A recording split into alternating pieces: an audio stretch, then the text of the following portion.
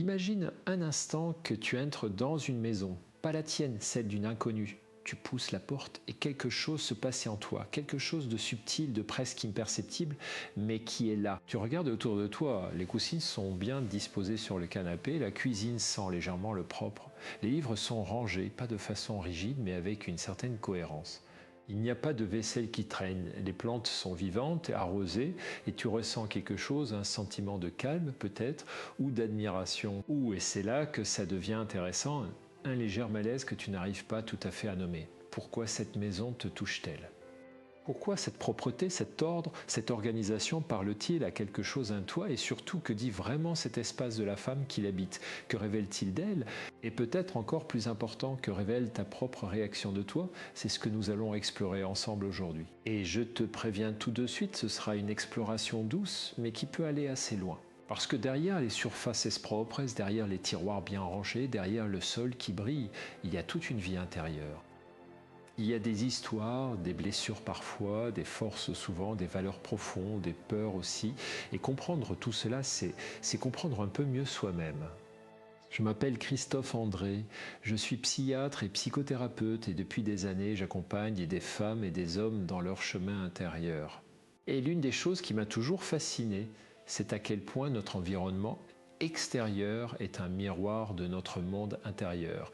Pas un miroir parfait, pas un miroir sans nuance, mais un miroir tout de même. La façon dont nous habitons nos espaces dit quelque chose de nous. La façon dont nous les entretenons, dont nous les organisons, dont nous y vivons, tout cela parle. Alors aujourd'hui, je t'invite à ce voyage. Un voyage à travers les espaces que nous habitons, à travers le sens de la propreté et de l'ordre, à travers ce que la psychologie nous apprenne sur nos comportements domestiques. Et je t'invite surtout à garder l'esprit ouvert, parce que ce que nous allons découvrir est bien plus nuancé, bien plus humain que ce que l'on pourrait croire au premier regard. Commençons par quelque chose de fondamental. Qu'est-ce que cela signifie vraiment d'avoir une maison propre et organisée ? Parce que si l'on reste à la surface, on pourrait dire que c'est simplement une question de goût, d'habitude ou même d'éducation. Certaines femmes ont grandi dans des maisons ordonnées et ont reproduit ce modèle. D'autres ont grandi dans le chaos et ont développé une réaction opposée, cherchant dans l'ordre une stabilité qu'elles n'ont pas toujours eue dans l'enfance. Mais la réalité est beaucoup plus riche que cela.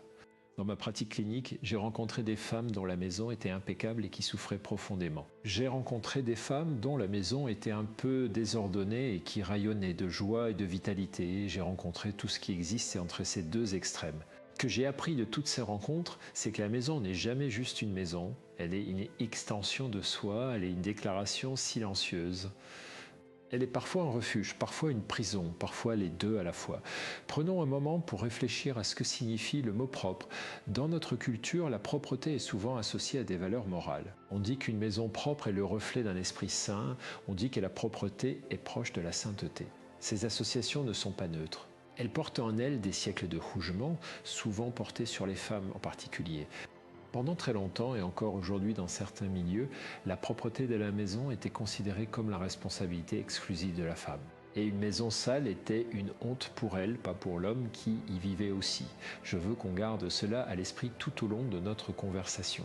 Parce que pour comprendre ce que révèle vraiment la maison d'une femme propre et organisée, il faut d'abord comprendre dans quel contexte culturel et social cette propreté existe. Il faut comprendre le poids que certaines femmes portent consciemment ou non quand elles passent le balai ou qu'elles récurent leur salle de bain. Mais ne restons pas trop longtemps dans cette dimension sociale. Plongeons maintenant dans quelque chose de plus intime, de plus personnel. Plongeons dans la psychologie de l'espace domestique. Quand je travaille avec des patients, l'une des premières choses que j'essaye de comprendre, c'est leur rapport à leur espace de vie. Comment ils le décrivent? Comment ils s'y sentent?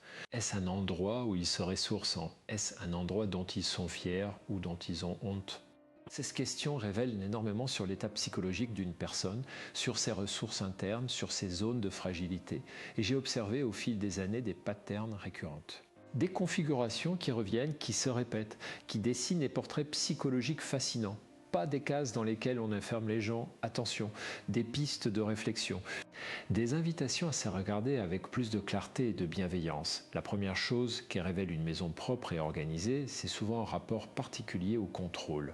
Et je vais être précis ici parce que le mot contrôle a mauvaise réputation. On l'associe souvent à la rigidité, à la peur, au manque de spontanéité. Mais le contrôle, dans sa forme saine, c'est quelque chose de profondément humain et de profondément précieux. C'est la capacité à organiser son environnement de façon à se sentir en sécurité, à pouvoir fonctionner efficacement, à créer les conditions de son propre épanouissement. Pense à une femme qui se lève le matin, qui prépare son espace de travail avec soin, qui range ce dont elle n'a pas besoin, qui crée un environnement clair et ordonné.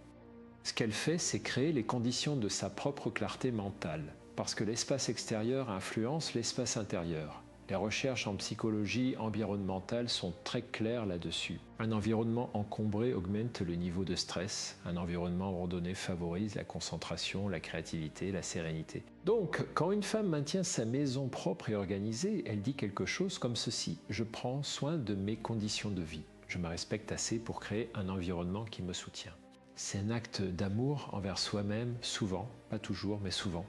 Mais voilà où cela se complique et où la psychologie devient vraiment intéressante.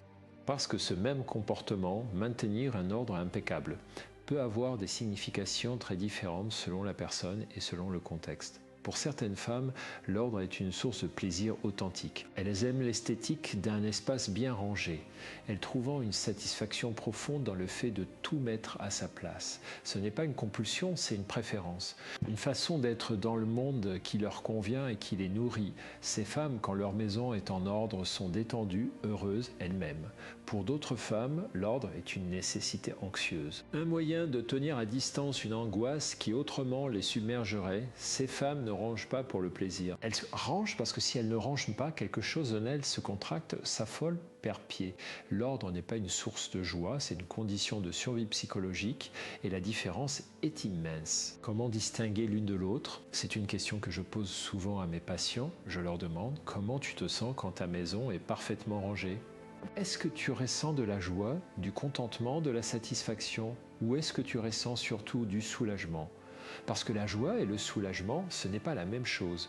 La joie vient de quelque chose de positif. Le soulagement vient de la disparition de quelque chose de négatif. Et si ce que tu ressens dans ta maison propre, c'est principalement du soulagement, cela vaut la peine de se demander: de quoi est-ce que je me soulage? Qu'est-ce que l'ordre tient à distance? Je me souviens d'une patiente, appelons-la Marie, une femme dans la quarantaine, très compétente professionnellement, très organisée dans tous les aspects de sa vie. Sa maison était toujours impeccable.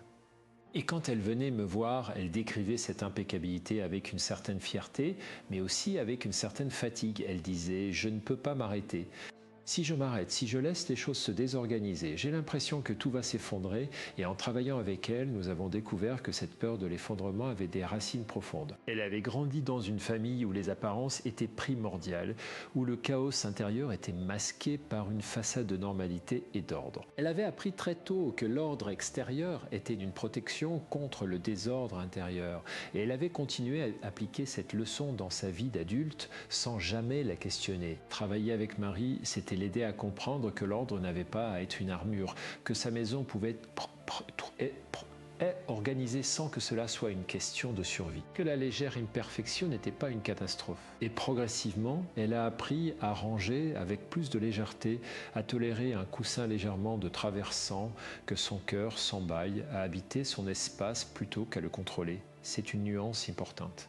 Habiter son espace plutôt que le contrôler, parce que l'espace domestique est fait pour être habité, pour être vécu, pour être un peu imprimé de notre passage. Une maison trop parfaite peut parfois donner l'impression qu'on n'y vit pas vraiment, qu'on n'y est pas vraiment présent. Si ce contenu t'aide à mieux te comprendre, je t'invite à laisser un like et à t'abonner pour continuer ce chemin ensemble.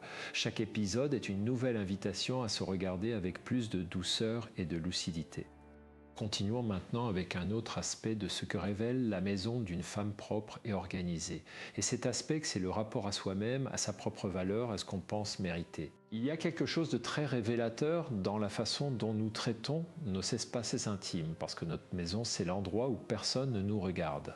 C'est l'endroit où nous sommes sans masque, sans rôle social, sans performance. Et la façon dont nous traitons cet espace dit quelque chose de fondamental sur la façon dont nous nous traitons nous-mêmes. Une femme qui prend soin de sa maison avec amour et attention, qui choisit des fleurs fraîches pour sa table, qui garde ses draps propres et ses serviettes douces, qui s'assure que son espace de vie est agréable et accueillant, cette femme dit quelque chose de très précis sur sa relation à elle-même. Elle dit « Je mérite de vivre dans un bel endroit, je mérite d'être entourée de choses qui me font du bien, je mérite le soin et l'attention, même quand personne ne me regarde. » C'est une forme d'amour propre qui s'exprime dans le concret, dans le quotidien, dans les petits gestes répétés. Et c'est quelque chose que j'admire profondément, parce que l'amour propre ne se manifeste pas seulement dans les grandes décisions de vie, dans les moments spectaculaires. Il se manifeste dans la façon dont on prépare son café le matin, dans la façon dont on fait son lit, dans la façon dont on range ses affaires, dans tous ces petits actes qui disent « chaque jour, je prends soin de moi ». Et encore une fois, la nuance est importante, parce que prendre soin de son espace peut aussi être une façon de ne pas prendre soin de soi. Je m'explique. J'ai rencontré des femmes qui passaient des heures à nettoyer, à ranger, à organiser leur maison et qui ne prenaient jamais le temps de s'asseoir, de se reposer, de faire quelque chose juste pour elles. Des femmes dont la maison était parfaite et dont l'âme était épuisée. Des femmes qui avaient appris à se mettre au service de leur espace, de leur famille, des autres et qui avaient oublié de se mettre aussi au service d'elles-mêmes. Pour ces femmes, la propreté de la maison n'était pas un acte d'amour propre. C'était parfois l'inverse. C'était une façon de s'oublier, de se dissoudre dans les tâches, de trouver une valeur dans le faire plutôt que dans l'être. Et c'est une distinction que je trouve fondamentale. Est-ce que tu ranges ta maison parce que tu aimes être dans un espace propre et que cela te fait du bien ? Ou est-ce que tu ranges ta maison parce que tu ne sais pas t'arrêter, parce que tu te sens coupable si tu ne le fais pas, parce que ta valeur en tant que femme est conditionnée à la propreté de ton espace ? Ces questions peuvent sembler simples, mais elles touchent à quelque chose de très profond. Elles touchent à la façon dont nous avons intériorisé les messagers culturels sur ce que doit être une bonne femme, une bonne mère, une bonne maîtresse de maison. Et ces messages, pour beaucoup d'entre nous, sont là depuis l'enfance. Ils font partie du fond sonore de notre vie intérieure, si discrets que nous ne les entendons plus vraiment, mais si présents qu'ils continuent de guider nos comportements. Parlons maintenant d'un troisième aspect qui est peut-être le plus subtil et le plus riche. La maison d'une femme propre et organisée révèle souvent quelque chose sur son rapport au temps. Le temps est une ressource précieuse et la façon dont nous le gérons dit beaucoup sur nos priorités, sur nos valeurs, sur notre façon de vivre. Maintenir un espace propre et organisé demande du temps.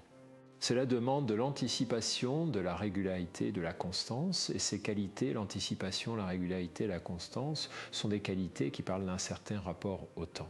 Une femme qui maintient sa maison en ordre est souvent une femme qui pense en termes de système. Elle a des routines, elle fait les choses au fur et à mesure plutôt que de laisser s'accumuler. Elle comprend que 5 minutes chaque jour valent mieux qu'une journée entière de nettoyage, une fois par mois. C'est une façon de vivre qui témoigne d'une certaine sagesse pratique, d'une capacité à gérer le long terme plutôt que de réagir seulement dans l'urgence. Et cette capacité à penser en termes de système, à maintenir des routines, à anticiper, elle ne s'applique généralement pas seulement à la maison, elle se retrouve dans d'autres domaines de la vie. Dans la façon de gérer les finances, dans la façon de planifier les projets, dans la façon d'entretenir les relations. Une femme organisée dans son espace domestique est souvent une femme organisée dans sa vie en général. Mais attention, encore une fois, à ne pas tomber dans la caricature, parce qu'une femme peut être très organisée dans sa maison et complètement débordée dans d'autres domaines de sa vie. Et parfois, l'ordre de la maison est précisément une façon de compenser le désordre qui règne ailleurs. Si ma vie professionnelle est chaotique, si mes relations sont compliquées, si mon monde intérieur est agité, alors au moins ma maison, elle, est un ordre. Et cet ordre devient un îlot de contrôle dans un océan d'incertitude. Ce n'est pas pathologique en soi, c'est humain. Nous cherchons tous des espaces de contrôle quand nous nous sentons dépassés. Mais si cet îlot de contrôle devient le seul espace de paix que nous nous autorisons, si nous investissons toute notre énergie dans la propreté de notre maison, parce que c'est le seul endroit où nous nous sentons capables, alors il y a quelque chose à explorer, quelque chose à comprendre. Je pense à une autre femme que j'ai accompagnée, appelons-la Sophie. Sophie traversait une période de grande turbulence professionnelle. Elle avait perdu un poste qu'elle occupait depuis 10 ans et elle se retrouvait dans une incertitude qu'elle trouvait très difficile à supporter. Et pendant cette période, sa maison n'avait jamais été aussi propre. Elle nettoyait plusieurs heures par jour, elle réorganisait ses placards, elle rangeait et rérangeait ses affaires. Quand nous avons parlé de cela ensemble, elle m'a dit quelque chose de très juste. Elle m'a dit « c'est le seul endroit où je peux décider. C'est le seul endroit où je sais ce que je fais et où le résultat est visible immédiatement. » Et j'ai trouvé cela profondément humain. Parce que nous avons tous besoin de voir les effets de nos actions, d'avoir un sentiment de compétence, d'efficacité. Et quand ce sentiment est menacé dans un domaine important de notre vie, nous le cherchons ailleurs.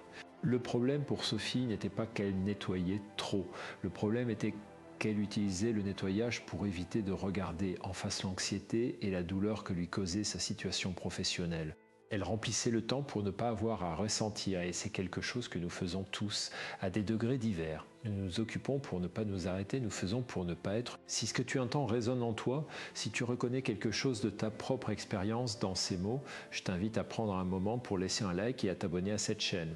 Ton soutien me permet de continuer à partager ces réflexions avec ceux qui en ont besoin. Abordons maintenant quelque chose que je trouve particulièrement fascinant et qui est souvent négligé dans les discussions sur la propreté et l'organisation.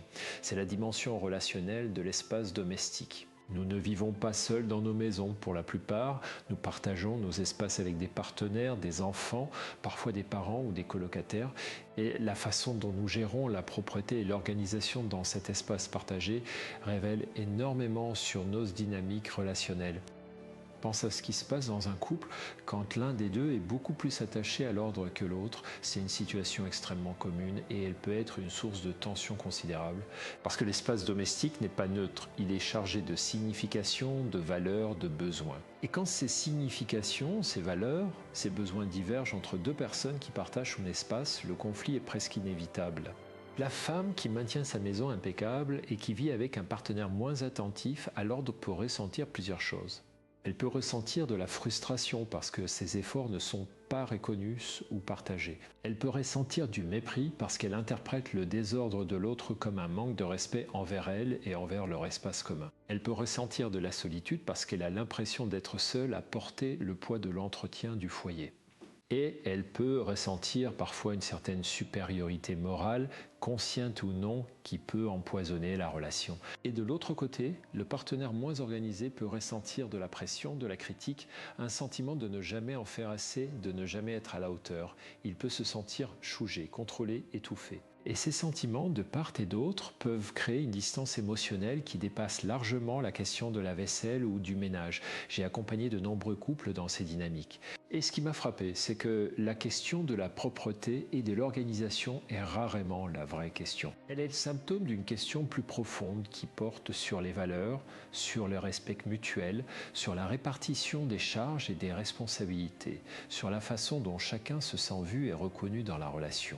Quand une femme dit à son partenaire « tu ne ranges jamais rien », ce qu'elle dit souvent, au fond, c'est « je ne me sens pas soutenue, je ne me sens pas égale dans cette relation, je ne me sens pas respectée ». Et quand on entend cela, quand on entend la vraie demande sous la plainte apparente, la conversation peut enfin commencer vraiment.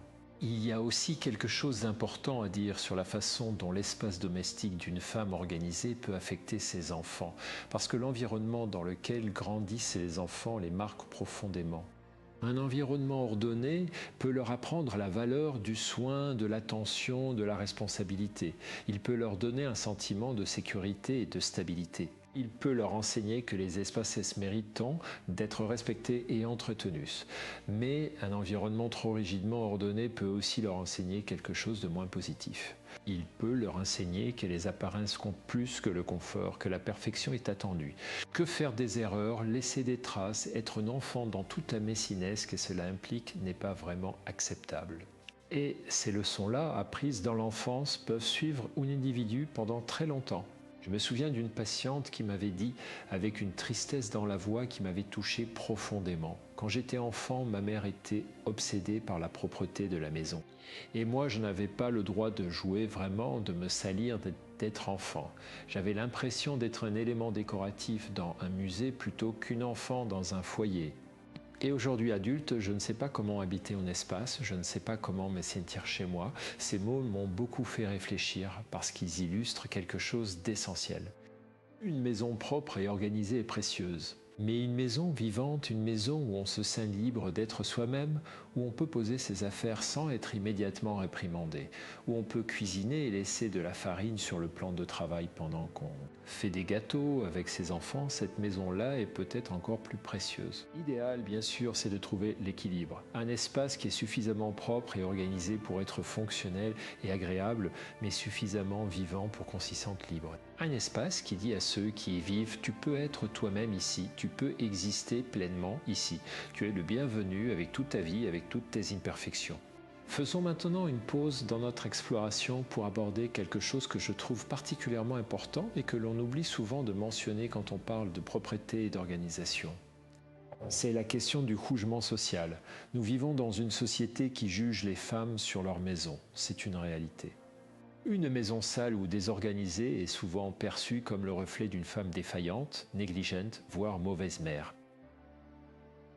Alors qu'une maison propre et organisée est perçue comme le signe d'une femme sérieuse, compétente, digne de respect. Ces jugements sont profondément injustes, profondément sexistes, et pourtant ils sont là, présents dans notre culture, dans nos regards, dans nos commentaires, et ces jugements ont un effet très réel sur les femmes. Ils créent une pression constante, une pression à performer la propreté, à maintenir une façade, à s'assurer que si quelqu'un débarque à l'improviste, la maison sera présentable. Cette pression est épuisante et elle est particulièrement cruelle parce qu'elle est souvent invisible, intégrée si profondément dans notre façon de penser que nous ne la questionnons même plus. J'ai souvent demandé à des femmes pour qui tu nettoies et les réponses sont révélatrices. Certaines disent pour moi parce que j'aime vivre dans un espace propre. Et on sent que c'est vrai, que c'est authentique, que c'est un choix libre. D'autres disent « pour ma famille, pour que tout le monde soit bien, et c'est beau, c'est généreux ». Mais d'autres encore disent, parfois avec une certaine gêne pour les autres, pour que si quelqu'un vient, il ne pense pas du mal de moi, pour que ma belle-mère ne puisse rien dire, pour que les voisins ne voient pas. Et cette dernière réponse, je ne la juge pas, je la comprends. Je comprends la peur du jugement, la peur de ne pas être à la hauteur, la peur de ce que les autres vont penser. Mais je veux nommer cette peur parce que nommer quelque chose, c'est déjà commencer à en reprendre le contrôle. Si tu nettoies principalement par peur du jugement des autres, si l'ordre de ta maison est avant tout une performance sociale plutôt qu'une source de bien-être personnel, alors il y a quelque chose à explorer là. Pas pour arrêter de nettoyer, pas pour vivre dans le désordre, mais pour commencer à te demander: est-ce que je veux vivre pour les autres ou pour moi? Est-ce que je veux que ma maison soit un espace de vie ou un espace de représentation? Prenons maintenant un autre angle, un angle que je trouve particulièrement riche et qui est souvent sous-estimé. C'est la dimension spirituelle et philosophique de l'ordre domestique. Dans de nombreuses traditions, l'ordre de l'espace extérieur est lié à l'ordre de l'espace intérieur. Dans le bouddhisme zen, par exemple, le nettoyage est une pratique spirituelle. Balayer le sol n'est pas une corvée, c'est une méditation. C'est un acte de présence totale, d'attention au moment présent. La façon dont on accomplit ce geste simple, balayer, essuyer, ranger, dit quelque chose de la qualité de notre présence à la vie. Dans cette perspective, une femme qui nettoie sa maison avec soin et attention n'est pas seulement en train de faire le ménage, elle est en train de pratiquer une forme de pleine conscience. Elle est en train de dire oui à ce moment, à ce geste, à cet espace. Elle est en train de traiter son environnement avec respect et amour. Et il y a quelque chose de profondément vrai dans cette vision. Parce que la façon dont nous faisons les petites choses est souvent la façon dont nous faisons les grandes choses. Si nous faisons la vaisselle avec impatience, en pensant à autre chose et voulant en finir le plus vite possible, nous vivons probablement d'autres moments de notre vie de la même façon. En transit, jamais vraiment présent, toujours en train de vouloir être ailleurs. Mais si nous faisons la vaisselle avec attention, en sentant l'eau chaude sur nos mains, en remarquant le bruit de l'eau qui coule, en étant pleinement là dans ce moment simple, alors nous pratiquons quelque chose d'important. Nous pratiquons la présence et cette présence cultivée dans les petits gestes du quotidien peut transformer notre rapport à la vie entière. Je veux aussi parler d'un aspect que j'ai beaucoup observé dans ma pratique et qui est lié à la créativité et à l'expression de soi à travers l'espace domestique. Une maison propre et organisée n'est pas nécessairement une maison froide ou impersonnelle. Au contraire.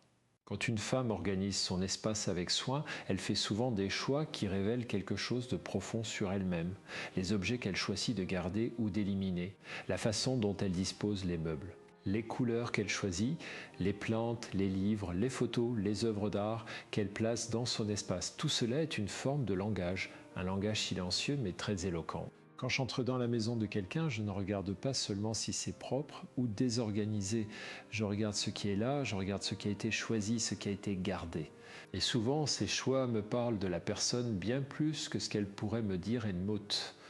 Une femme qui a des livres partout, empilés sur toutes les surfaces disponibles, mais parle d'une curiosité intellectuelle débordante, d'un appétit pour les idées, d'une vie intérieure riche. Une femme qui a des photos de famille sur chaque mur me parle de l'importance qu'elle accorde au lien, à l'appartenance, à la continuité des générations. Une femme qui a des plantes dans chaque recoin me parle d'un rapport au vivant, à la nature, à la croissance et aux soins. Et même la façon dont ces choses sont organisées ou pas dit quelque chose. Une bibliothèque parfaitement classée par ordre alphabétique et par genre dit quelque chose de différent d'une bibliothèque où les livres sont rangés par couleur ou par taille ou selon un système personnel et mystérieux que seule la propriétaire comprenne. Ces deux femmes lisent peut-être les mêmes livres, mais elles ont un rapport différent à l'ordre, à la catégorisation, à la façon dont elles structurent leur monde. Si ce voyage intérieur te parle, si tu te retrouves dans certaines de ces descriptions, je t'invite à t'abonner à cette chaîne et à laisser un commentaire pour me dire ce qui résonne le plus en toi. Votre retour est précieux et il m'aide à créer des contenus qui vous touchent vraiment. Je veux maintenant aborder quelque chose d'un peu délicat, mais qui me semble essentiel pour avoir une vision complète et honnête du sujet. C'est la question de quand l'ordre et la propreté deviennent problématiques. Parce que tout ce que j'ai dit jusqu'ici sur les aspects positifs de la propreté et de l'organisation est vrai. Mais il y a aussi une réalité clinique que je ne peux pas ignorer. Pour certaines personnes, le besoin d'ordre et de propreté dépasse le simple goût ou la préférence. Il devient une contrainte, une souffrance, une forme de prison intérieure. On parle dans ce cas de trouble obsessionnel compulsif ou TOC dans sa forme liée à la propreté et à l'ordre. Et je veux être très clair ici. Le TOC n'est pas une question de caractère ou de volonté. C'est un trouble psychologique qui a des bases neurologiques, qui est souvent associé à de l'anxiété profonde et qui peut rendre la vie quotidienne extrêmement difficile. Une femme qui souffre de TOC lié à la propreté ne nettoie pas parce qu'elle aime les espaces propres. Elle nettoie parce qu'elle ne peut pas s'en empêcher. Elle nettoie parce que si elle ne le fait pas, une anxiété insupportable s'empare d'elle. Elle peut passer des heures à nettoyer le même endroit, à répéter les mêmes gestes, sans jamais trouver le sentiment que c'est suffisant. Et cette souffrance est réelle, intense et mérite d'être prise au sérieux. Comment distinguer une préférence pour l'ordre d'un TOC? C'est une question de degré de souffrance et d'impact sur la vie quotidienne. Si ton besoin d'ordre t'apporte de la satisfaction et te permet de fonctionner efficacement, c'est une préférence. Si ton besoin d'ordre t'apporte principalement de la souffrance, s'il empiète sur tes relations, sur ton travail, sur ta capacité à profiter de la vie, s'il te prend un temps considérable que tu ne peux pas récupérer, alors il est important de chercher une aide professionnelle, non pas parce qu'il y a quelque chose de honteux dans ta façon d'être, mais parce que tu mérites de vivre sans cette souffrance. Je veux aussi parler d'un phénomène que j'observe de plus en plus dans notre société contemporaine et qui est lié à l'influence des réseaux sociaux sur notre rapport à l'espace domestique. Nous vivons dans une époque où l'espace domestique est devenu un produit de communication. Instagram, Pinterest, YouTube sont remplis d'images de maisons parfaites, de cuisines immaculées, de salons qui ressemblent à des pages de magazines. Et ces images créent des standards irréalistes qui peuvent générer beaucoup de honte et d'insatisfaction chez des femmes dont la maison est simplement une maison réelle où des gens réels vivent. La tendance du clean girl esthétique, du home organization, du decluttering, ces mouvements culturels qui célèbrent la propreté et l'organisation comme des formes de bien-être et même d'identité peuvent être inspirants et motivants. Mais ils peuvent aussi devenir une source de pression supplémentaire, une nouvelle façon de se juger, de se comparer, de ne jamais se sentir assez. Et je veux dire quelque chose d'important à ce sujet. Ta maison n'a pas à ressembler à une photo Instagram pour être un bon endroit où vivre. Ta maison n'a pas à être parfaitement organisée pour que tu sois une bonne personne. Ta maison est faite pour toi, pour ta vie, pour ceux que tu aimes. Elle est faite pour être habitée, pas pour être photographiée. Bien sûr, s'inspirer de ces images, trouver des idées d'organisation, découvrir des méthodes qui peuvent t'aider à mieux gérer ton espace, tout cela est positif. Mais la différence entre s'inspirer et se comparer est fondamentale. S'inspirer t'élève, se comparer t'écrase. Parlons maintenant de quelque chose que j'aime beaucoup aborder dans mes conférences et dans mes livres, c'est la notion de suffisance, la notion de ce qui est assez bon. Dans le domaine de la psychologie, il y a un concept magnifique introduit par le pédiatre et psychanalyste Donald Winnicott, qui est la notion de la bonne mère suffisante ou en anglais de good enough mother. L'idée est que pour qu'un enfant se développe bien, il n'a pas besoin d'une mère parfaite, il a besoin d'une mère suffisamment bonne. Une mère qui répond à ses besoins la plupart du temps, qui est présente la plupart du temps, qui l'aime la plupart du temps. La perfection n'est ni possible ni nécessaire. Ce qui est nécessaire, c'est le suffisant, le assez bon. Et je pense que cette notion s'applique merveilleusement à notre rapport à l'espace domestique. Tu n'as pas besoin d'une maison parfaite. Tu as besoin d'une maison suffisamment propre, suffisamment organisée, suffisamment confortable pour que tu et ceux que tu aimes puissiez y vivre bien. Et ce suffisamment est différent pour chaque personne, pour chaque famille, pour chaque moment de la vie. Quand tu as un bébé suffisamment propre ressemble à quelque chose. Quand tu traverses une période de maladie ou de deuil, suffisamment propre ressemble à autre chose. Quand tu es en pleine forme et que tu as du temps et de l'énergie, suffisamment propre peut ressembler à quelque chose de plus élaboré. Et tout cela est juste, tout cela est humain. L'ennemi du suffisamment, c'est le perfectionnisme. Je le vois tous les jours dans ma pratique et rarement une force. C'est presque toujours une source de souffrance. Le perfectionniste ne profite jamais de ce qu'il a accompli parce qu'il voit toujours ce qui manque, ce qui pourrait être mieux, ce qui n'est pas encore parfait. Et cette incapacité à se satisfaire, à se dire c'est assez, c'est bien, c'est bon, est une forme de cruauté envers soi-même. Si tu te reconnais dans le perfectionnisme, si ta maison ne te semble jamais assez propre, jamais assez bien rangée, si tu passes plus de temps à te critiquer pour ce qui n'est pas fait qu'à apprécier ce que tu as accompli, alors je t'invite à te poser cette question simple et puissante. Si une amie me montrait sa maison dans cet état, est-ce que je la rougerais? Est-ce que je lui dirais que ce n'est pas assez bien? Ou est-ce que je lui dirais c'est beau, tu as fait du bon travail, tu peux être fier? Nous sommes souvent beaucoup plus durs envers nous-mêmes que nous ne le serions envers ceux que nous aimons. Et apprendre à se traiter avec la même bienveillance que l'on offre aux autres, c'est peut-être l'une des choses les plus importantes que nous puissions apprendre dans une vie. Je veux maintenant aborder un dernier aspect de notre exploration avant de passer à la conclusion. Et cet aspect, c'est ce que la propreté et l'organisation révèlent sur notre rapport au changement et à la transition. La vie est faite de transitions, de moments où quelque chose se termine et où quelque chose d'autre commence. Et ces moments de transition sont souvent des moments où notre rapport à notre espace domestique change, parfois de façon très révélatrice.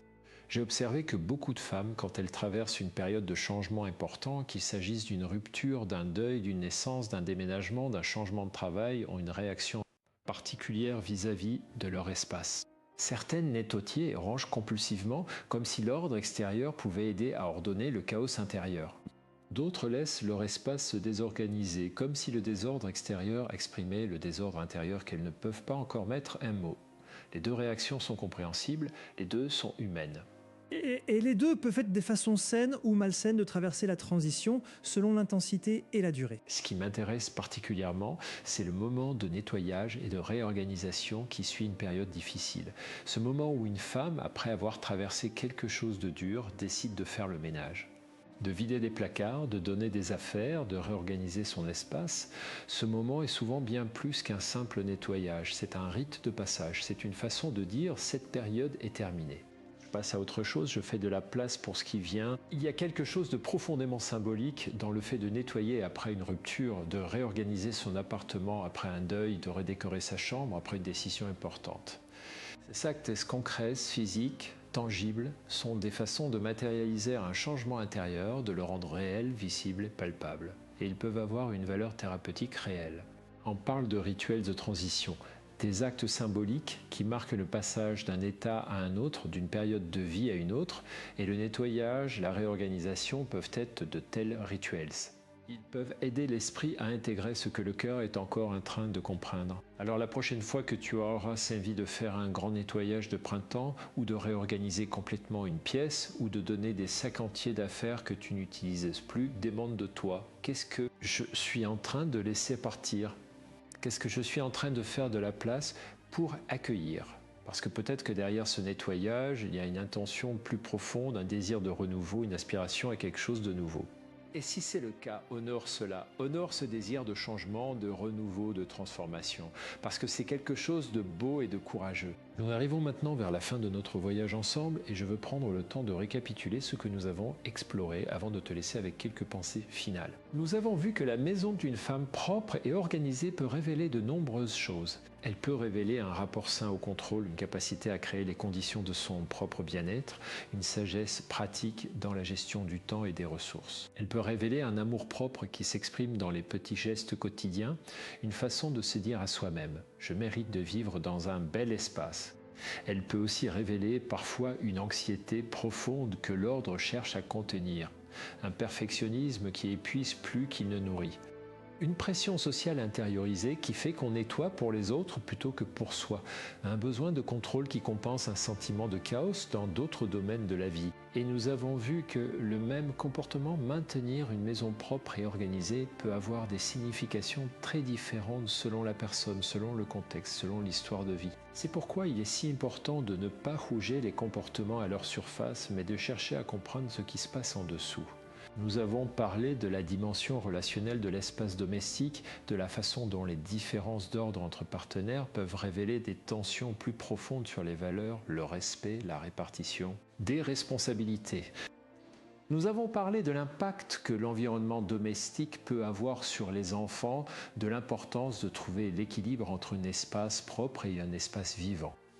Nous avons exploré la dimension spirituelle de l'ordre, la façon dont les gestes simples du ménage peuvent devenir une pratique de pleine conscience et de présence. Nous avons parlé du perfectionnisme et de la notion de suffisamment, de l'importance de se traiter avec la même bienveillance que l'on offre aux autres. Et nous avons terminé par la dimension symbolique du nettoyage et de la réorganisation dans les moments de transition, la façon dont ces actes concrets peuvent aider à intégrer et à matérialiser des changements intérieur profond. Tout cela pour dire une chose simple mais fondamentale. Ta maison te parle, elle parle de toi, de ta vie, de tes valeurs, de tes peurs, de tes désirs. Et si tu prends le temps de l'écouter avec curiosité et bienveillance, sans jugement, elle peut t'apprendre beaucoup sur toi-même. Mais surtout, je veux te laisser avec cette pensée. Quelle que soit la façon dont tu habites ton espace, qu'il soit impeccable ou un peu chaotique, très organisé ou joyeusement désordonné, ce qui compte le plus, c'est que tu te sentes bien dedans. Ce qui compte, c'est que tu puisses y être toi-même pleinement, librement, sans honte et sans performance. Parce qu'une maison n'est pas un musée, ce n'est pas une vitrine, c'est un espace de vie. C'est l'endroit où tu reviens après une longue journée. C'est l'endroit où tu prépares tes repas, où tu ris avec ceux que tu aimes, où tu pleures quand tu en as besoin, où tu te reposes, où tu rêves. C'est l'endroit qui te contient et qui te soutient. Et si ton espace fait cela pour toi, s'il te contient et te soutient, alors il fait exactement ce qu'une maison doit faire. Peu importe si les coussins ne sont pas parfaitement alignés, peu importe si la vaisselle d'hier soir est encore dans l'évier, peu importe si les livres sont rangés ou empilés en tachoyeux sur le sol. Ce qui compte, c'est toi. Ce qui compte, c'est la qualité de vie que tu crées pour toi-même et pour ceux que tu aimes. Alors si tu dois retenir une seule chose de tout ce que nous avons partagé aujourd'hui, que ce soit celle-ci, prends soin de ton espace avec amour, mais prends aussi soin de toi avec amour. Et souviens-toi que l'ordre et la propreté sont des outils au service de ta vie, pas des fins en soi. Ils sont là pour te servir, pas pour te gouverner. Et si parfois tu n'arrives pas à maintenir l'ordre que tu voudrais, si parfois la vie déborde et que ta maison le reflète, sois douce avec toi-même. Rappelle-toi que les maisons parfaites sont dans les magazines. Les maisons vivantes sont dans la vraie vie. Et c'est dans les maisons vivantes que se passent les vraies choses. Les rires, les larmes, les repas partagés, les conversations importantes, les moments simples et précieux qui font une vie. C'est là que tu vis, c'est là que tu es et c'est magnifique. Merci de m'avoir accompagné jusqu'ici. Ce voyage que nous avons fait ensemble aujourd'hui, à travers les espaces que nous habitons, à travers ce qu'il révèle de nous, j'espère qu'il t'a apporté quelque chose. Peut-être une nouvelle façon de regarder ta maison, peut-être une question que tu n'avais pas encore posée, peut-être simplement le sentiment d'être comprisa dans cette complexité belle et humaine qui est la tienne. Si ce contenu t'a été utile, si tu t'es reconnu dans certains de ces mots, si quelque chose a résonné en toi, je t'invite à t'abonner à cette chaîne et à partager cet épisode avec quelqu'un qui pourrait en avoir besoin. Parce que nous avons tous besoin parfois d'un regard bienveillant sur nous-mêmes. Et si ces mots peuvent offrir cela à quelqu'un, alors ils auront servi à quelque chose d'important. Prendre soin de toi. Prends soin de ton espace. Et souviens-toi que tu mérites de vivre dans un endroit qui te fait du bien exactement comme tu es, avec toute ta beauté et toutes tes imperfections. On se retrouve dans le prochain épisode.